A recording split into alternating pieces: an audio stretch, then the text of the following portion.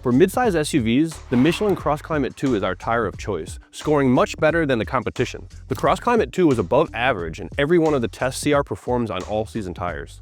And since it's an all-weather tire, it has the cold weather capabilities close to a snow tire, but it can be used year-round, saving both time and money. Our top pick for pickup trucks is the Continental Terrain Contact HT. This tire has the longest predicted tread life in the category at 70,000 miles and posted above average performance in dry braking, handling, snow traction, and ice braking tests. Want to find the best tires to fit your budget? Scan the QR code or visit cr.org/tires for our full ratings.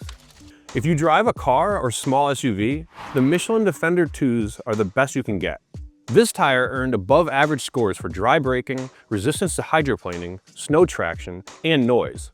It's also a great value, with a projected tread life the highest of any tire we tested at 100,000 miles.